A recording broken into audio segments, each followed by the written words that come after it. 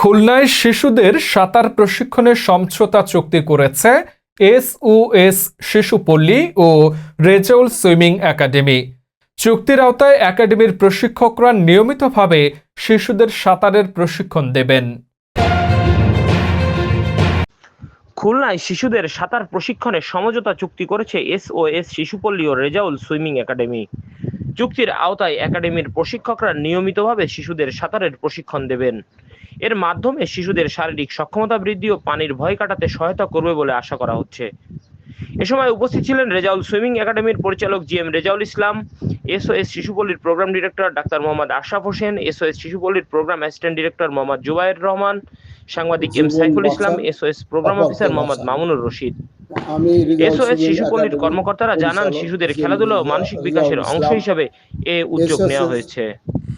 শিশুপল্লী গল্লামারির সঙ্গে আমার রেজাউল সুইমিং একাডেমির সঙ্গে তাদের ছেলে মেয়েদের সাঁতার শেখানোর জন্য 5 বছরের জন্য একটা চুক্তিবদ্ধ হয়েছে এবং স্কুলগুলো প্রথম সাঁতার উদ্যোগ নিয়েছে পাবলিক কলেজের প্রিন্সিপাল শামীম সাহেব।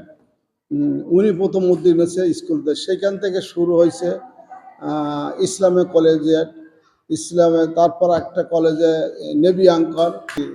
এসএসের যে উদ্যোগটাকে আমি স্বাগতম জানাই এবং অভিনন্দন জানাই। আমার রেজাউল সুইমিং একাডেমির মধ্যে এত সুন্দর একটা উদ্যোগ দিয়েছে, এটা কন্টিনিউ করানোর জন্য এবং পর্যায়ক্রমের মধ্যে ছেলে মেয়েদের সব সাঁতার শেখাবে, প্রতি বছরে একটা পাঠ করে শেখাবে। তো এই জন্য ধন্যবাদ জানাই ওদেরকে। আবার তাদেরও যেভাবে সুবিধা চাইছে আলোচনা সাপেক্ষে আমি তাদের সুবিধা, এবং যারা যেসব প্রতিষ্ঠান আলোচনার মাধ্যমে সুবিধা নিতে চাইলে আমি সেভাবে সুবিধা করে সাঁতার প্রশিক্ষণ দেবো।